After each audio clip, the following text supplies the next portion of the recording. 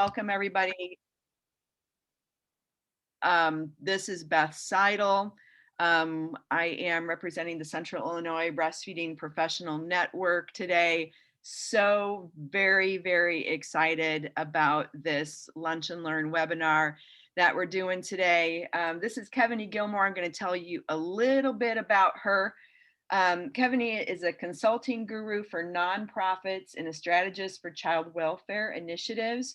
She was born and raised in Cleveland, Ohio, where they're an hour ahead of us. So she's been ready for a while. She grew up in 13 placements, ranging from group homes, psychiatric wards, detention centers, and foster homes. Kevinee was emancipated on her 18th birthday and was told she could not stay with her foster parent unless she paid $250. Kevinee could not afford the rent, so her social worker proposed college. Attending college only for a place to live, she still found herself homeless during holiday breaks, sleeping in her car and shelters.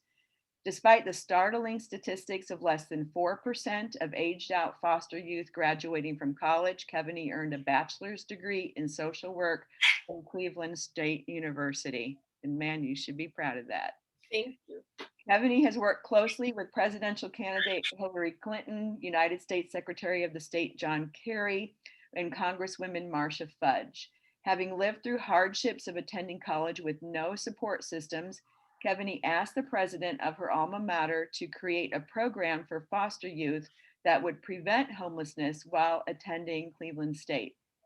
That request resulted in a $2.3 million gift known as the Sullivan and Deckard Scholarship that has accumulated close to $4 million to date, affording foster youth in a full ride to college. So clearly, Kevinee is a mover and a shaker. She's had an impressive life-changing career in foster care advocacy, and her her service to foster youth has been recognized globally, making her the 2018 Activist of the Year through the Black Institute of New York and the recipient of the Nelson Mandela Mandela Humanitarian Award through the Bedford Stuyvesant Museum of African Art. However, her biggest accomplishment in life is having her 9-year-old son, Caden Larry, and premature daughter, Callie Moon. Callie's birth presented an opportunity to develop a new passion, breast milk feeding advocacy. And Kevinee says, nothing prepared me to have a premature baby, to pump exclusively for the first 39 days. Breastfeeding has become my sport, and my goal is to get other women of color in the booby Olympics.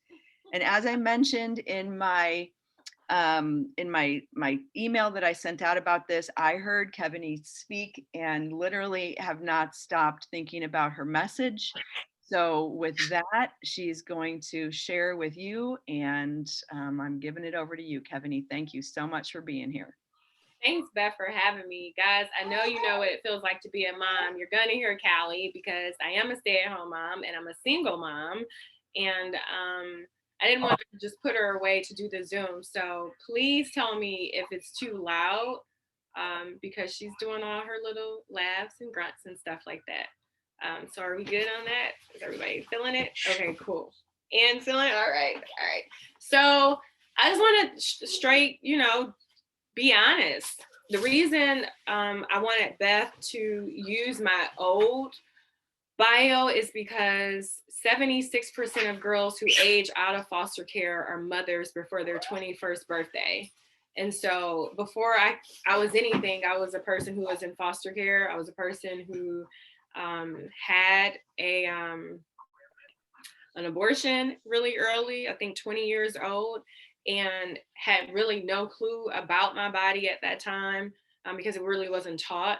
And I want you guys to not only walk away with my foster care, with my experience with my daughter, but to know if you run into a young lady who is in foster care, she doesn't have all the tools to be a mom. And that data is really true. 76% of girls who age out of foster care, their mothers before their 21st birthday, leading to higher rates of poverty, criminal conviction, and child welfare involvement. So a lot of times their babies are taken strictly from the hospitals.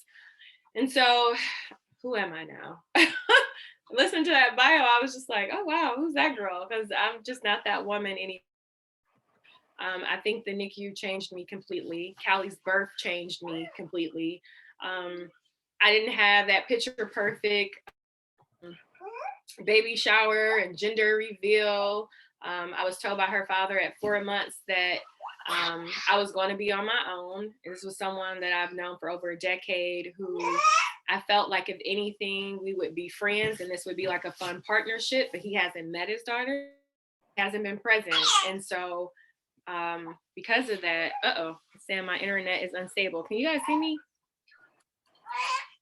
Are we all good? Okay, cool. Yeah, you've frozen a couple times, Kevinee, but you're good. Okay, sorry guys. Yeah, because of that, it's making this experience for me. I feel like I'm living out loud with the breastfeeding. A lot of times, when you're pregnant, you feel this higher energy of essence about who you are, and you're excited. You want to do the nursery. I didn't get a chance to do the nursery. You want the gender reveal. I didn't have an opportunity to do that. So I feel like this breastfeeding world is mine. And when I say that, I've had a lot of fun with exploring ways to make breastfeeding not only fashionable. If you follow me on Instagram, you'll see that I was walking and pumping at the same time. But, I think for women of color, especially Black women, it has to be fly. It has to be something about it that gets the party like really going. It's like, oh, I can do that, or I like how she did it. And so I'm grateful that I'm being able to enter these spaces and discuss what it takes to get us pumping. I'm wearing this shirt strategically because this has been our history as wet nurses.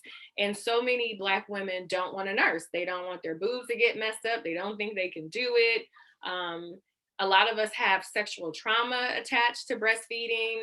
I've heard recently that I'm not breastfeeding my baby because I don't want the baby to be gay. I was just like, wait, what? I've heard recently that my boobs are for my man. So you have to understand that entering this space, you're entering traumatic ground. And I feel like what I love about this is that transparency creates currency. And so when we are in a position where we could be real with one another about what our traumas have been and what the stigma has been attached to Black women, you'll be able to open up a whole new paradigm of thinking for them. And I did not realize that so many women didn't know, Callie didn't either, that so many women didn't know the challenges of wet nurses. Like, for Black women to be enslaved and then to be taken away from their children and to have to continuously nurse, I do think breastfeeding can be seen as a trauma response. I don't remember my grandmother talking about breastfeeding. I don't remember my mom talking about breastfeeding. I just know that I like to shop at Whole Foods, and I felt like my boobs was Whole Foods when I had my son. And so I had those challenges of wanting to give up, not having necessarily the right tools, but getting a coach. And so that's why I have been continuously. I'm sorry. Uh-oh. I don't want to. Uh-oh. I think someone cut in. Is it? Can you? Yeah. Hopefully she muted herself. Yeah. Yeah, that's why I've been continuously, saying that I feel like breastfeeding is a sport, and to put women in the boobie Olympics. That sounds so cute when you said it, Beth. That's what needs to happen. Like, we gotta have fun with it. Because going to NICU, I was saying to Beth earlier, it's like going to war. Now, I've never been in the Army, but I can only imagine the trauma of continuously going somewhere and getting nothing. And I feel like nursing in the NICU was my trauma response. It was the only place I had the power, and nursing in the realm of continuously pumping, like really setting my timer and pumping every 3 to 4 hours continuously. I remember there were times where my nipples were just like completely raw, and I was like icing them in the NICU. So I wasn't the person who necessarily needed the coach as much for the pumping part, but I needed the coach for the nursing part. I was really embarrassed. I felt like her head was the size of half of my boob. I didn't have the encouragement or the skill set to nurse a premature baby. And I had a nurse who was white who was just like, no, you can do this, you're gonna do it. And so I know that people don't hear what you say, they hear what you keep saying. And I think it's important for people who are coming into the field to be completely honest. Like, I didn't grow up like you. I don't know what you're going through. You know, I don't know what your goals are, but here's something that I know that I believe that you're capable of doing if given the resources to do it. Um, Beth, I don't know if you want to jump in, because I know with our other one, it was kind of like interactive and I can just go on a. Yeah, yeah. You know, Kevinee, maybe tell us like all about Callie's birth and how many weeks pregnant were you, and kind of how did that happen? And I'm curious to know, were you already planning to pump, or just kind of how did that work after she was born? So you could just tell us that story. Okay, so Callie came at 29 and a half weeks. I feel like I was one of those moms who could check all the boxes. If I needed to eat organic, I feel like I did that. If I needed to get 3 to 5 days of exercise, I did that. I was so fixated on going natural that I was doing over between 1,000 to 3,000 steps on a Stairmaster, because my goal was to completely go natural. I visualized the water birth. I became obsessed with Mama's Glow's page, watching water births, and I assimilated being able to take the Stairmaster pregnant as a way to take contractions. I went to therapy because, like I said, I was told at 4 months that I was going to be on my own. There was 2 women pregnant at the same time, so I had some ghetto fabulous stuff going on. So I had a lot of internal things happening. I started to take the doula training classes because I wanted to mother myself through the process. So if there was a box, I checked them all like off. Hardly ate meat. I did everything. And so when I went into early labor, I just couldn't process it. I actually minimized it. And by the time it was time for me to get to the emergency room, it got really real. I was carried out of my house by 2 guys. And oh God, I was afraid when I got to the hospital. The first challenge of all of them was the nurse that was there was really fixated on my 9-year-old son being with me in COVID. So she completely forgot to acknowledge me and that I was bleeding, and that sent my trauma through the roof. Like, shoot, I was on high alert, where now I was really paranoid and I did not trust them. I didn't believe what they were telling me. So when I was checked and I was told that I had to have, I'm gonna get Callie.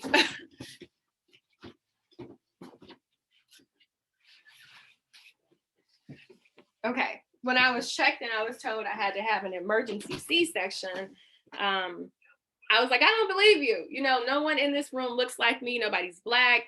I don't trust you. It was very much so traumatic. They had to find a Black nurse to even allow me to agree to a C-section. And at this point, I'm bleeding half to death, and she was breech, and her foot was hanging out. And so I didn't have anybody in the delivery room with me. I hope they did a good job. But immediately I went into like a fear panic mode of being afraid of having that C-section and then having that pump on me. But seeing Callie in the NICU, because she got cut during the C-section, she was pretty bruised up. I felt like that was the only thing that I could provide. And I started to look at the word nurse like nursing, like this is going to nurse her to health. So like I said, I became like I was in Booby Olympics. I was pumping half to death like I was training for a marathon. Is that what you wanted to know, Beth? Is that it? Yeah. And had you, when you were pregnant with her, were you planning to provide breast milk for her? Oh yeah, absolutely. Like I wanted to exclusively breastfeed. I didn't, and it's funny, I didn't do any of the research that I've done now in terms of what's the best pump to have. I just knew I could do it and that it would happen. And I was hoping that it would happen. I know for my son, and that was almost a decade ago, I had to go to lactation classes. And so I was prepared for that. I was prepared to potentially have the silicone, the nipple guard or whatever. So that was always a goal, was to breastfeed. It's funny, at 37, I was like, I'm gonna breastfeed for two and a half years, like at 27, it's true. I did want to do that. At 27, I was like, I'm just gonna do it until he could start eating. So I'm still like breastfeeding and giving her pump milk that I had a ton of in the deep freezer. So one of the challenges that we have, Kevinee, with moms pumping is just motivating them to keep on doing it. So what advice do you have for those people who are taking care of our families in the hospital? How can we help parents to keep pumping? I think what works for me is, like, I am a very colorful storyteller, and I would like to use analogies. And so I feel like with women, at least I know I've had enough relationships that were horrible that I wanted to work, and I meant it at all costs. We could go to therapy, maybe if I just talked to his mom, or maybe if he had a dad. I had all these reasons for some of the guys that I had in my life, but I was really adamant about it, right? Like I really, really, really, really wanted it. And so a lot of times, if there are stories to compare and contrast, like what's the last thing that you really wanted? You have to really paint a picture, because the truth is some of them are like me. They're single moms. They've gotten abandoned through their pregnancies. They've been in foster care. They don't have support systems.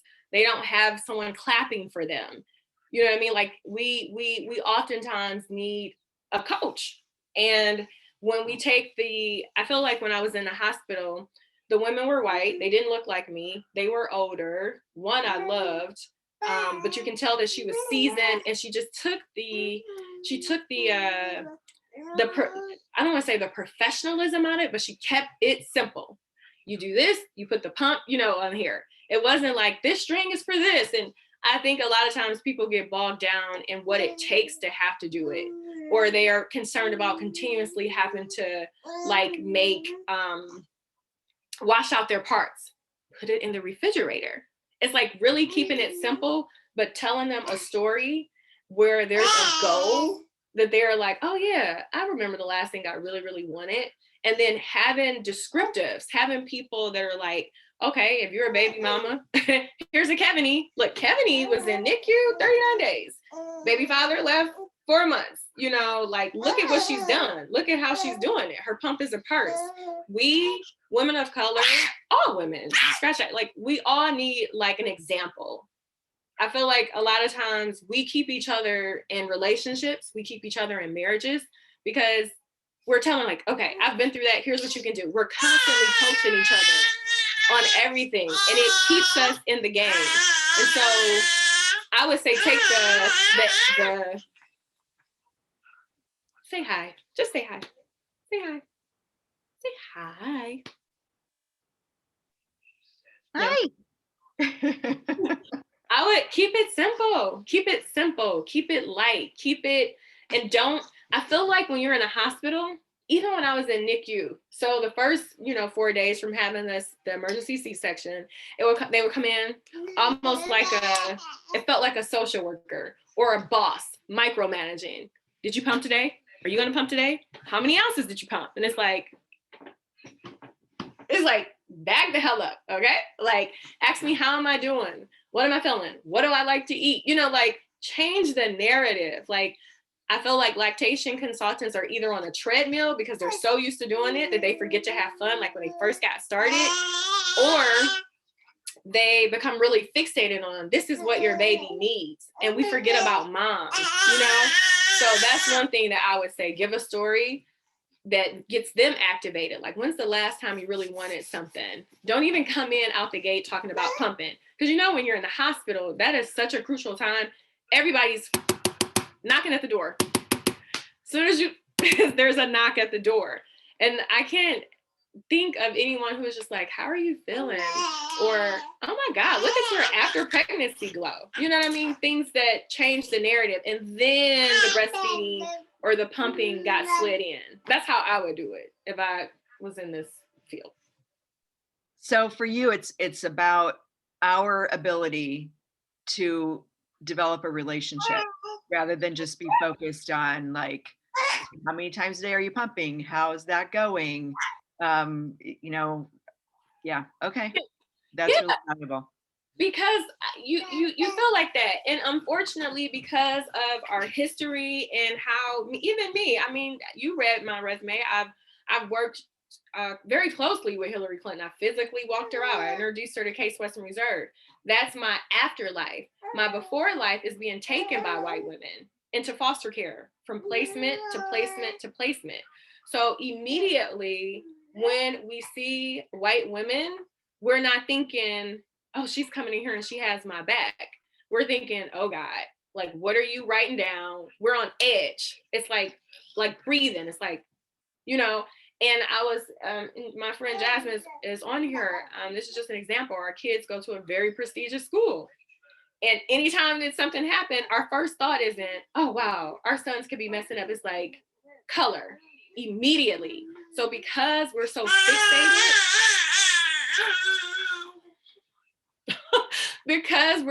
fixated, on color, how do we cut that out of the gate?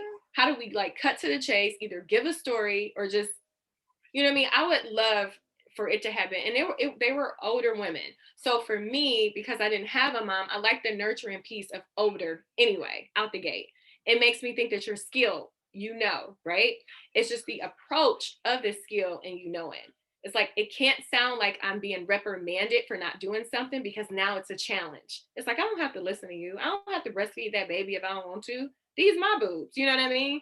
But if someone comes in and they're like, oh my God, look at that afterglow. Like, so, mom is just like, wait, me? Like, yeah. Right, I do, right? You know what I mean? And it's like, yeah, it's like, okay, I know everybody's been coming in here, probably knocking on the door 500,000 times. Hate to be that person. And I really believe that, you have the capability of doing something really cool while you're sitting here. Like, let's talk about pumping, just taking the edge off and not asking how many. It feels very much so like it makes you want to emancipate yourself. Like, I don't have to listen to you. And so we're losing them right in the hospitals where that's the easiest part to keep them pumped up. You know what I mean? Like, even if it's a little bit like, oh my God, like how you do a kid, because everybody wants a clap for something. We're constantly walking around like, did you see what I did? Did you see what I did? So I would say that. So how do we share if we want to share stories of success? You are a new parent in the NICU and we want to tell you about Kevinee and what she did, and that her baby was in the NICU for 39 days and she's still breastfeeding at 11 months. How would we share your story? Through a brochure, through a video, through how do we do that? You know what? You're smart, Beth, because while you're sitting there and you have that little bit of time that you're trying to sleep off, you're watching that TV and you're eating. And for those days, it feels like you're in a hotel, even though you're aggravated that people keep coming in. I think, yeah, quick video. Hey, I'm Kevinee. Like, I know what you're thinking. They're knocking on the door a lot, right? Yeah, well, check this out. Abandoned at this age, this. Here's my baby here. Here's my baby here. Really quick, straight to the point, straight to the facts. Or to your point, I have never, and I purposely did WIC just to navigate the process, just to see what it looks like, right? When I opened up the book and I looked at the marketing, I was like, none of these women are me. I don't identify with any of this. Like, none of this is me. You know what I mean? So I couldn't connect. It's like reading a book and you're in the first chapter and you want to stay and you just don't, because it doesn't hit you. It doesn't feel like it's talking to you. Or going to church and you're sitting there and you're like, whew, I'm glad I came today. You know what I mean? Like you need it. And I think I used this analogy on our last call is that for breastfeeding, whether it's the coach or the trainee that's getting ready to do this booby marathon, you need something on Wednesday, which is Bible study to keep you in the game, keep you in line.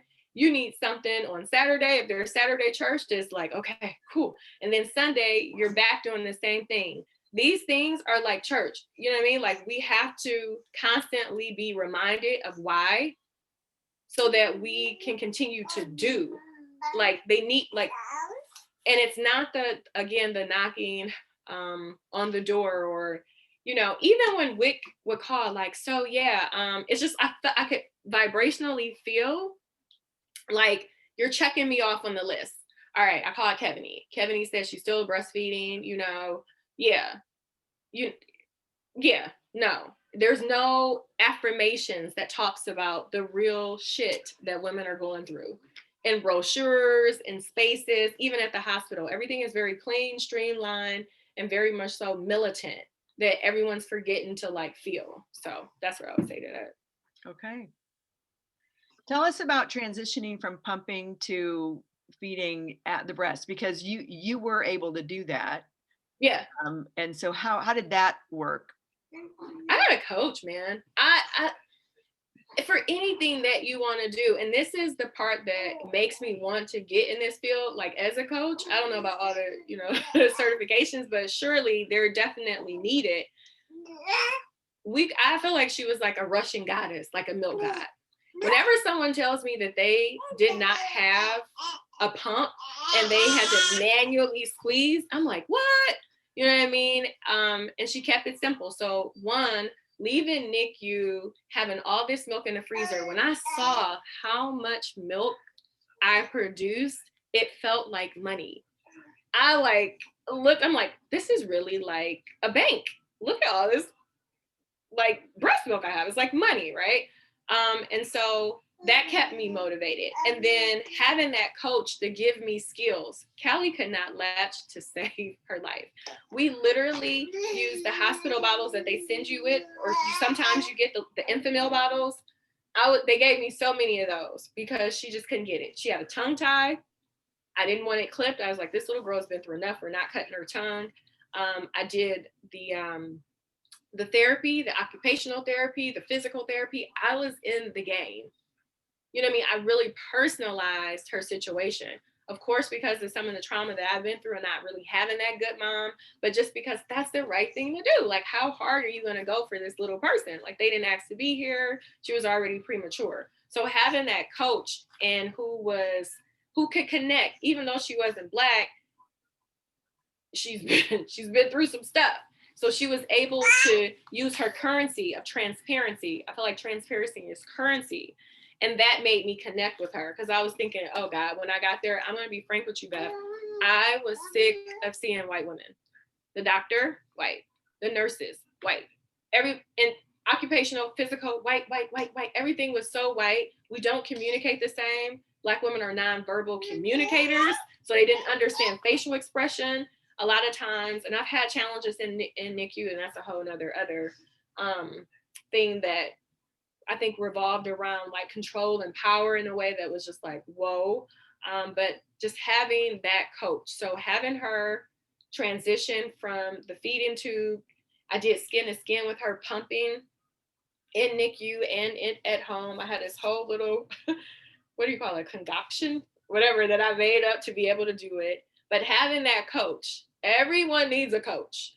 Going to those lactation classes, having her teach me, having her show me how to massage my breast, do the hokey pokey, put your right boob in, put your right boob out, keeping it fun, keeping it light, getting really excited, like for homework, like, oh, I get to go back on Thursday. Let me show her what I did. Allowing me to breastfeed, and then in the way that I do it, before she critiques me, and then putting the baby on the scale, then putting her to the other boob and showing me how to do it, and then putting the baby on the scale. Everything was a numbers game for me. Like, I'm a very data-driven, like person that gets fixated on numbers. I like results. So seeing her continually grow it kept me pumping. I didn't care if it was 3 o'clock in the morning, 4 o'clock, pumping. What I did start to get aggravated with was washing all those parts, because I'm also like a germaphobe, but very much so like there has to be a better way. So leveraging just pumping and dumping, I mean, you know what I mean? And putting those parts in a refrigerator, just little tools like that women aren't thinking about to keep it going. So having that coach, like she was really good. She was very, very good. And just seeing continuously my baby's results, and then going to the deep freezer and like, you really did this. I had tangible things that I could be, you know, have around me to do it. And then on a very spiritual, cultural level, even with the shirt and knowing the history, it felt like libations. It felt like, wow, like it felt like control. It felt like power, because why were we so ashamed to pump, like, or nurse for that matter? I don't use blankets. You're going to see these boobs. You're going to get them. You know what I mean? So even that was liberating. Like, I don't care. And even if I did feel like it was something about nursing publicly that was just like, huh, you know, it made me more assertive, even as a mom, to speak up in appointments, or even the pumping and seeing how many bottles I'm bringing in, putting it in the refrigerator when she was in NICU. It made me more assertive to be a part of the planning process. Like, wait, I got something to say in here, even though I'm not walking out with her. You see all that milk I brought? Okay, listen to mom too. So yeah, that was a tangent, but No, it was great. It was great. So it was a lactation consultant that you were seeing? And so were you coming back after she was discharged, or was this all happening during the 39 days? No, so this was after discharge. So my pediatrician is also, they once they identify, since my son goes to the same one, once they identify their patient, they actually come to the hospital to see it. And I'll say something too, to say to moms in NICU that I got that really hit home for me. She's and it made me choose her, even though I wish I could have all Black everything. Just being completely honest. After she said, hey, when you go in that NICU, don't treat that baby like a little sad bird. She's very resilient. Babies are very resilient. So don't like pet her like this, like pick her up, you know, like treat her like a regular baby. And I was like, aha, that was in my head, like auto tunes. So that again is that having something that you can leave a person with that they can play over and over. Because on this side of my brain, I'm thinking, what the father told me. On this side of the brain, I'm hearing what the pediatrician told me. So yes, they came to the hospital to see her, and then they set me up after we discharged to come. And initially, like I said, I was very intimidated to breastfeed. I felt stupid trying to breastfeed because she was so little. She couldn't happen. People would say, well, just try to put the boob in her mouth. You know, like, I'm like, yeah, no, she's not even on real bottles. I think Callie didn't get the concept of nursing till she was like 5 months. You know what I mean? Like, not corrected, 5 months out of NICU. Yeah. So, but going to you know what she wants. Yeah. She's like, hey, you're talking about it. What is the problem here? Right, what's up? Like, you're all, you know, not ashamed about it. Look, you know that there's no one here who is going to bat an eye if you nurse her right there. That is absolutely wonderful. So was this lactation consultant at your pediatrician's office, or where were you going? Yeah, she was there. That's where she was at. Ooh, excuse me, guys. She was there, and very much so kept it simple, kept it very light. I loved how the room was staged. They would write her name on a little paper. It's just little stuff that, as a mom, that made you feel like, oh, you know, it's not even all the books and paper and all of that stuff. You know what I mean? And her demonstrations made a ton of sense. Very effective.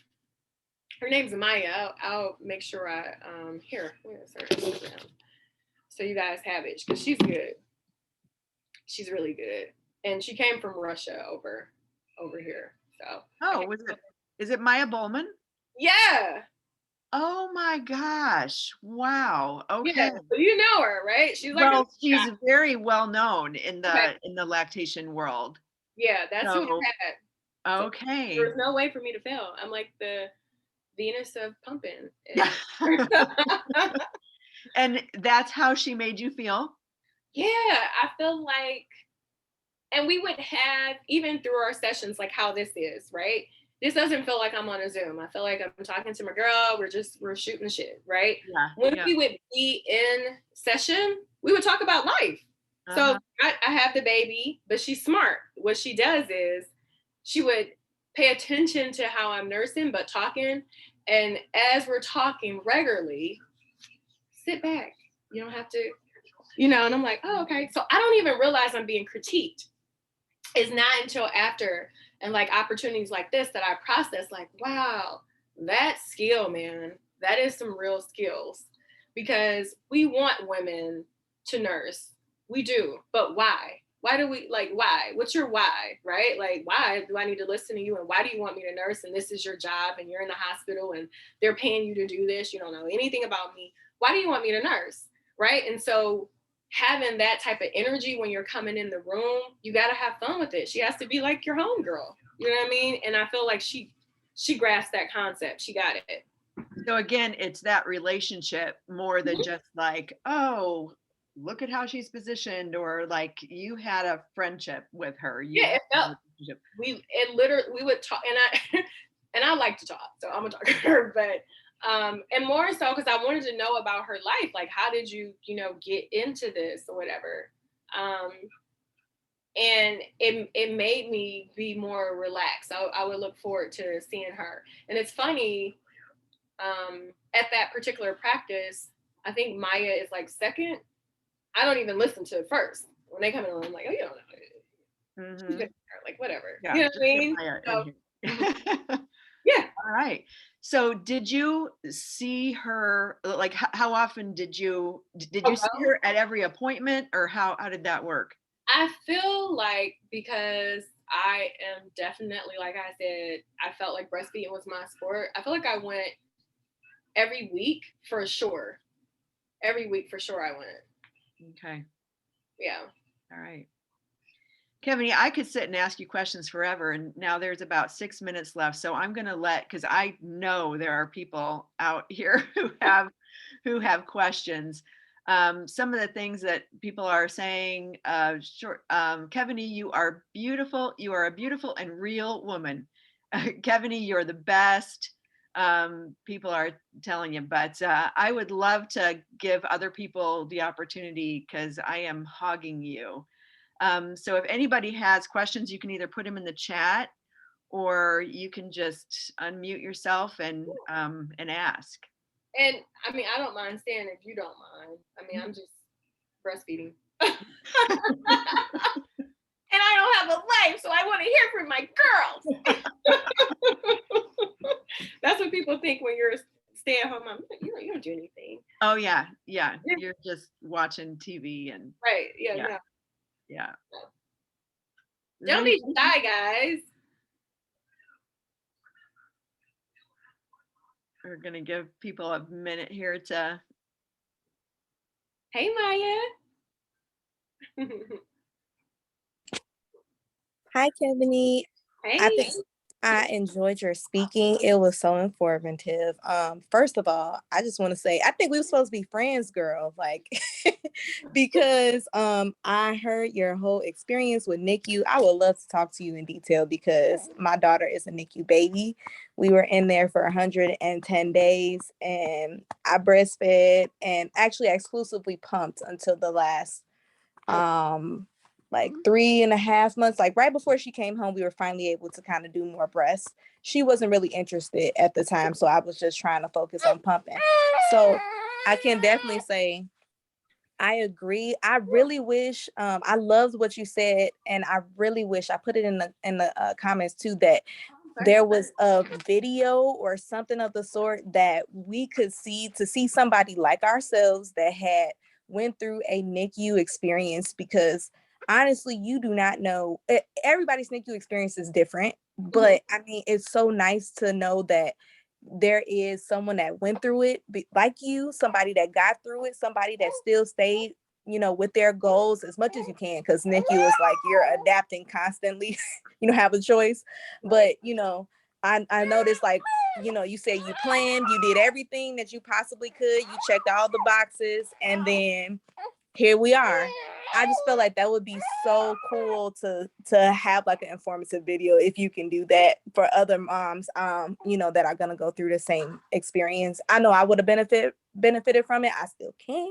So, I'm supporting you, girl. I'm pushing you on that one. I really think that would be a great idea. It's actually, and my other question really was, are you going to be a lactation consultant? You know what, Maya? I think I want to. I think I want to, like, for the culture, and when you know how we use that, like, just for us, because I get so upset. Like, I had that professional friend who, the one who gave me a breast pump, lawyer, Black woman, lives in a very nice suburb here, married, all of the things that is like, again, if we check a box and we look at education and we look at economics and we look, it's like, why wouldn't you breastfeed, right? And she was like, I'm not doing it. She wanted to get back to drinking. You know what I mean? It's like, wow, like, you want to drink? Yeah. So no judgment. And I had other people that's like, I can't do it. I think it's gonna hurt. Well, so does getting braids. But we sit there and each strand, you know what I mean? I think a lot of the women mean no harm. They just don't have the diction. And I feel like people don't hear what you say, they hear what you keep saying. And for us, we're musically inclined. Like, we need something that it's like our kids even learn, all kids, but our kids even learn, words from songs very fast. People don't hear what you say, they hear what you keep saying. And so having that video playing, or having that girl in your ear, like, girl, you can pump, pump, pump, pump. You know what I mean? Like, something is like, I got this. Like, even on social media, you hear that, Miss, you doing a good job. Every woman loves that. Everybody is remaking that video, right? So yeah, I'm down, Beth. I would do it. I would figure it out. You help. I'm also down to see, the classes for the lactation thing, because the same thing with me being in foster care. I had absolutely no idea that I would have, like, branded it and had it to the capacity. We've gotten shout outs from Jay-Z. I've worked with Paris Hilton on foster care events. All cool things. Like, how I brand trauma is different. But you're right. Like, you need that video. Even if you show, for me, like, the different stages of your womanhood. You got your professional woman, and whether you're a single mom or what, and even them seeing that, like, okay, I was here, I was there, but guess what, I'm still right here. You know what I mean? Like, people need that. They do. So yeah. I think, yeah. Well, thank you, Maya, for saying something about that too, because I'm just sitting here with these thoughts going through my head, like, we need to make a video. So neither Kevinee nor Maya have probably heard the end of the video. So, because I think that you guys both, Maya, just hearing a little tiny bit of your story, have something to say that is inspirational. So I'm gonna be honest, you are a rock star, because I think of 39 days, I didn't get my Black nurse until the 17th day. I logged it. I kept a calendar of everything and how I felt with each person, how they vibrationally made me feel. I even had to ask one of the nurses, like, please don't ever pick this room again. Like, just being assertive and standing up for myself. But I think by day 20, I couldn't take it. I couldn't take it anymore. I was like, I can't take the microaggression. And instead of being heard, I got a lot of sorries. I'm sorry. I hate that word now. It's like, when my son says sorry, it's like a trigger from being in NICU. Quit apologizing. Just don't say sorry. Just let's move forward, because I don't feel like you're sorry. I feel like that's a way, to exert microaggression. And so, yeah, 100, and you said 101 days? 110 days, girl. Oh, 110. Yeah, no, I couldn't do it. There is no way on that. Yeah, I couldn't, there's no way. So kudos to you. Yes, you need to be on the video. No way. Congratulations, for sure. So we have somebody saying you're so confident and inspiring. As a Hispanic, I understand we need more people of color to represent in the lactation field. Thank you for sharing your story. So that was You. Caitlin Sanchez just said that. So, well, it is 12:46. Kevinee said she's willing to stay on. If anybody has any other questions, here's your opportunity to ask another question if you would like to do that. And if nothing else, the activate, staying activated, that's for you. You got to do that. You got to do some work. How do I keep this engaging? So how do I keep it fun? How do I keep it light? How do I check some of my bias? How do I reinvent myself? How do I come in with colors and, in the clothes that I'm wearing? How do I represent all of my years of experience and bond with a person that doesn't look like me? How do I empathize in action so that I can motivate this person to do something that their kid really needs? So I can show this mother that this is really going to help you and your baby not only bond, but nursing is more than nursing. You're literally the nurse. You're the nurse. You're in charge, right? So that I can activate you to continue to do this every day, like an activity, like you're preparing for a marathon, right? Because 1 week turns into 2 weeks, and 2 weeks turns into 3. And damn it, you just pumped for a whole month. Did you see that? You know what I mean? So making sure that we're using like these words that have energy to like keep the person stimulated the entire time, like they're stimulating their boobs. Their minds have to be stimulated. Their hearts have to be stimulated the whole time. Because all of us, all women in general, we are going through shit, man. We're constantly reinventing ourselves. We're constantly trying to knock down that little girl that's in the inside of us. We're constantly trying to be a big, get to a bigger like realm of who we think we're supposed to be, right? We are always knocking ourselves down. It's like, hey, I shouldn't have did this, or I can't do that. So we have to keep each other motivated, stimulated, activated, not just stimulating our boobs. That's half of it. We got to stimulate our mind. So even if you have no more questions, just remember that, like, recreate yourself, have fun with this shit, because it's time consuming. It is. And whether they're Black, white, Puerto Rican, whatever, they're still boobs at the end. They're going to sag like everybody's. We're all going to have the same sagging boobs, no matter what color we are. Same sagging boobs when we're done. So pump for dear life and enjoy your double D's like me. Wear cute things. You know what I mean? Like, tell them that type of stuff. Like, if you quit pumping, those are going to go by fast. Wouldn't you like to have the next 9 months with those boobs? You know what I mean? Like, have fun with it. Great. Yeah, that's great. So I just want to tell you, okay, Shelly Shallett, she's a physician. She's a pediatrician in our area. She said, thank you so much. Very informative. We need our NICU and nursery teams to hear this message. And she's in a hospital. So Monica says, thank you so much. Each day, each hour, each minute counts. Anna said, thank you for sharing your story and being honest. You are a true inspiration for many women, especially women of color. So you welcome, ladies. So thank you so very much, Kevinee. This was great, as I knew that it would be. Thanks for going over a little bit with us here. We took another 5 minutes, but thank you so much for everyone joining, and for Kevinee sharing her amazing experience and showing her beautiful baby to us as well. And I don't think we've heard the last of a video. So no, I'll see you guys at Booby Olympics. yeah. All right. Thank you so much, everybody. You're welcome. Bye, guys. Bye. Yeah.